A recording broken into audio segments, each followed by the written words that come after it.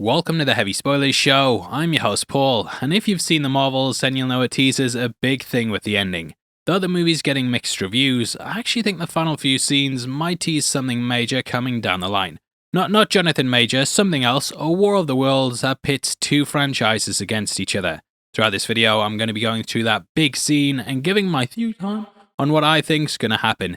Heavy spoilers ahead, and if you don't want anything ruined, then I highly recommend that you turn off now. Please hit the thumbs up button, and if you enjoy the video, make sure you subscribe to never miss a breakdown. Just laughing because every time I say ruined, someone takes the mick out of it in the comments, but I won't get mad at you. Thank you for clicking the video. Now let's get into the Marvel's post-credit scene.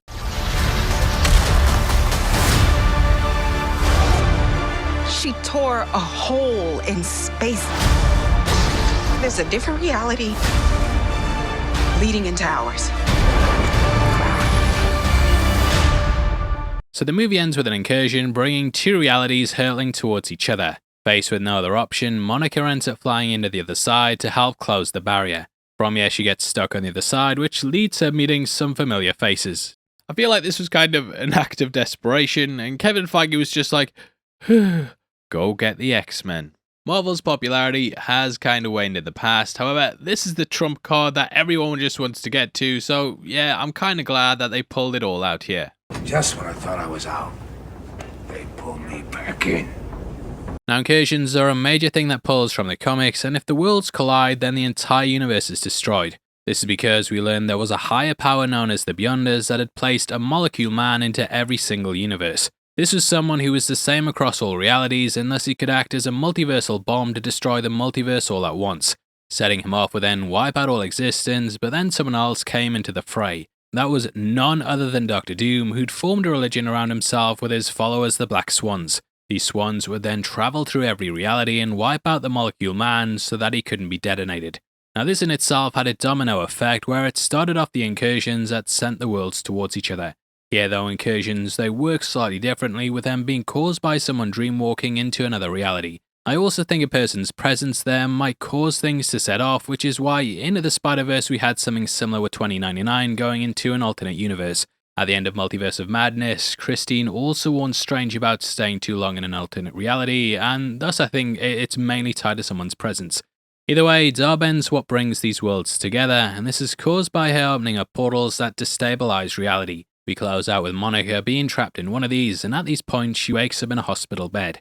This looks like a sleek and futuristic room, which I think's the first clue about where this actually is. Now, we never get to confirm that this is the A38, but I have my own theories about why this could be. Either way, it looks like the basement in Xavier's school for gifted youngsters, and the tech also seems like it's pulling from the A38. Now, they had that due to their civilization not suffering this snap, and in that universe they managed to stop Thanos, and thus they had 5 years on the 616. Here, Maria's also at her bedside, which is sort of a flip on what happened during WandaVision. In the show, we know that Monica had been at her bedside, which is when the snap happened across that entire universe. This would be when she last saw her mother, and now it's coming full circle from that exact moment. Maria doesn't know who she is, though, and this is because this one clearly took them on a path in which they didn't have a daughter. And that was because she got to the hangar first, and we've seen flashbacks how she never wanted to be Captain Marvel. Maria has been placed on this path though, and thus she sort of got forced into a life she wouldn't have chosen if she'd had Monica. As we discover, Maria's also superpowered here, which is akin to the 838. Again, this being that universe never gets confirmed, but I think the little things that happen here actually show that it's the case. Firstly, Maria was Captain Marvel in that, and I don't know how many other universes that would be the case. Secondly, we have to look at the old plot leaks and see what they describe this universe as.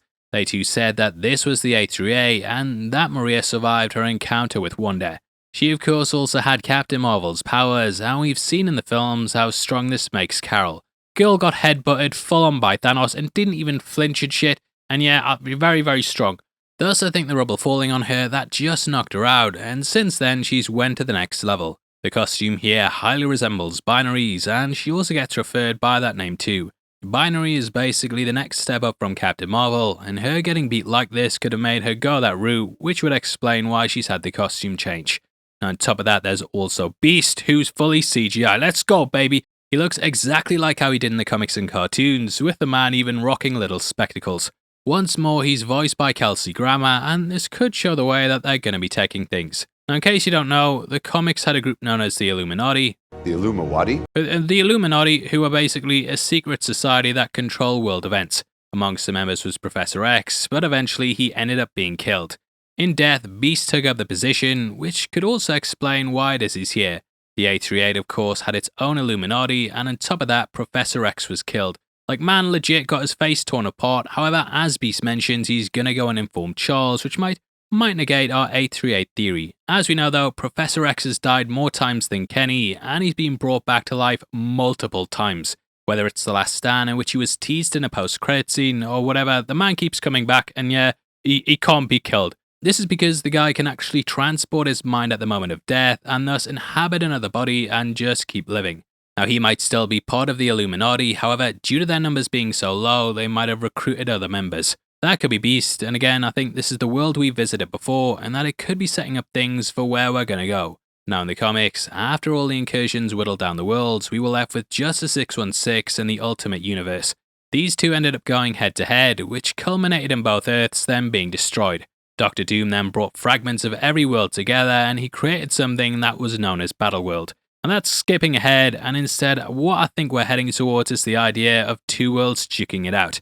If one world's made up of mainly X-Men, then that could lead into them fighting the Avengers. This could play off in Avengers vs. X-Men. That's one of my favourite runs in the entire Marvel history. Now that was a big whole thing on its own. That was about stopping the essence of the Phoenix. The Avengers wanted to stop it dead in its tracks, whereas the mutants saw it being as a way to save their race.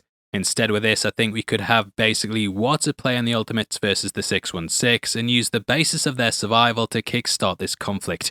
One of my favourite stories in the comics and movies is also Civil War, and I love the idea of heroes going against each other. When you think about it, the 616 also drew first blood because Wanda wiped out their version of the Avengers. Thus, they're probably going to be afraid of that universe because it's left them without that Earth's mightiest heroes. So you can see how they'd be wary of this world and likely at most points have their fingers on the trigger. Now why I think this is the best way to go is because these are characters that we already care about. Game of Thrones, what they did brilliantly was build up every character throughout their seasons. When they came down to it and they had to fight each other, you were gripped throughout because you didn't know who you wanted to win. So the way that Marvel could go about it is eventually they hit the Avengers vs. X-Men storyline with the latter team being made up of new faces. However, I think the best way to take it would to be, of course, to go with characters that we already know and love. Imagine Kelsey Grammer's Beast going against Hulk, or someone like maybe even Wolverine facing off against him. Hugh Jackman, yeah, you'd kind of be rooting for him, but you'd also have that attachment to Mark Ruffalo as well. What do you mean you hate him and you want Hugh Jackman to absolutely obliterate him? To me, it would just make the battles more impactful and actually give them stakes if it was two characters we're attached to facing off against each other. This is something I feel works really well in Civil War, and it's one of the main reasons that movie pops so much.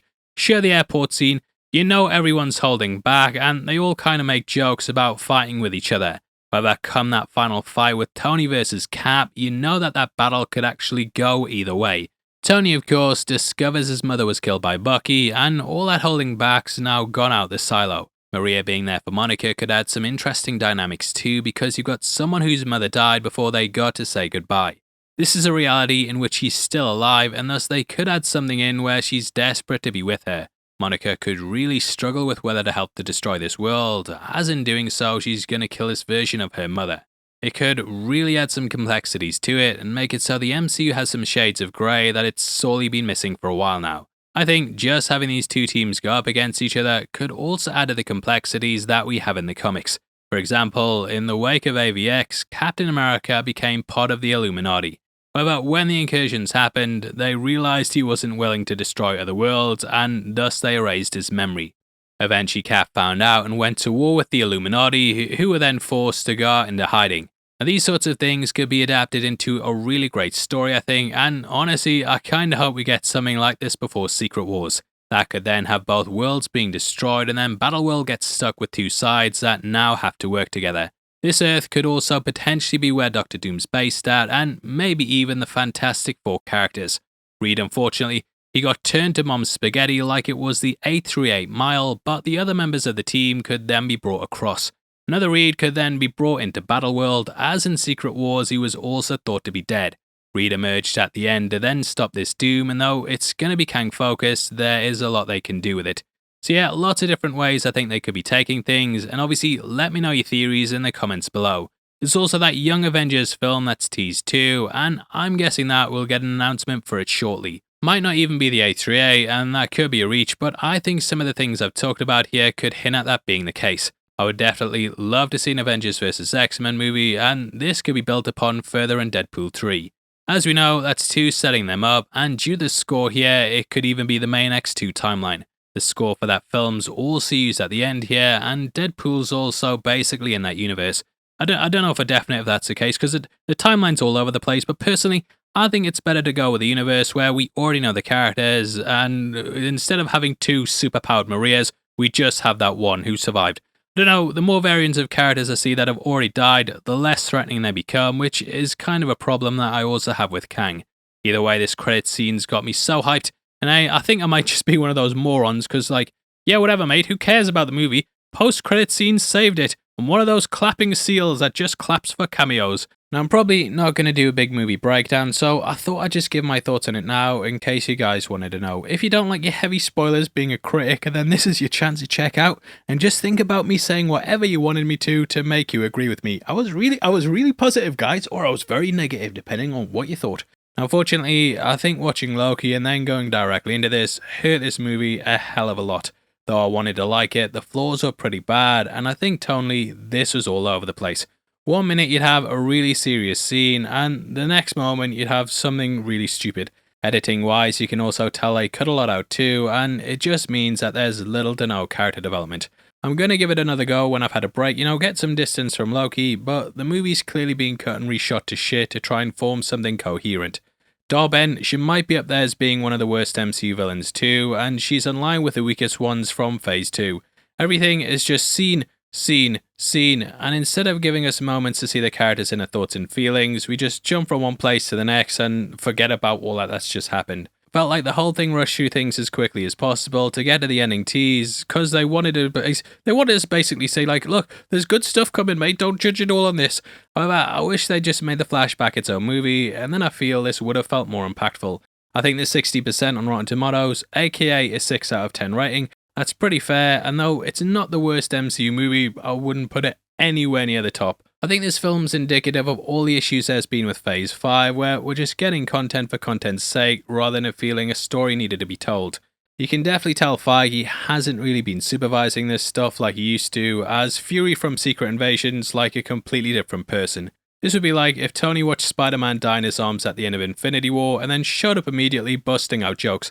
Man's just lost Talos and Maria Hill, nearly caused World War III, and messed up finding the Skrulls at home. They need to start telling their directors what's going on in other projects, because when it comes down to this, you cannot watch this show and then go into this movie. Also think, right, I think the MCU is good at doing jokes, but I don't think that it's good at doing comedy.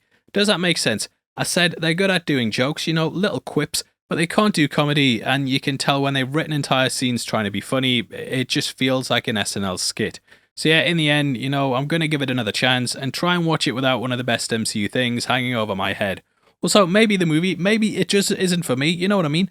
I want to see stuff where Tony Stark gets shot at and just manages to stop the bullet because he's wearing an Iron Man glove. You know what I mean? That kind of stuff. Either way, this wasn't the type of thing I like tonally, but I'll give it another go and see how I get on. Also, I hate moaning to you guys as well, because I know you hate it too. I just have to be honest with how I felt on the film. Still though, that final scene, I was clapping away, clapping like a seal. Now drop your thoughts below. Am I a clapping seal? Did you do it too? I'd really love to hear. And also, if you want to support the channel as a member of the Spoiler Society, then please click the join button. You'll get early access to videos every week, and it goes such a long way to helping us out. If you want to get some heavy spoilers merch, we've also got a t-shirt line located below the video that will let you pick up all kinds of tops like our Theory Time one, House of Dragons stuff, Marvel tees, and a lot more. We drop new designs on there all the time too, so definitely keep an eye out for them, and thank you if you've bought one. Now if you want something else to watch, we've got a video on screen right now, so definitely head over there right after this. With out of the way, huge thank you for sitting through the video. I've been Paul, you take care of yourself, and I'll see you next time. Peace.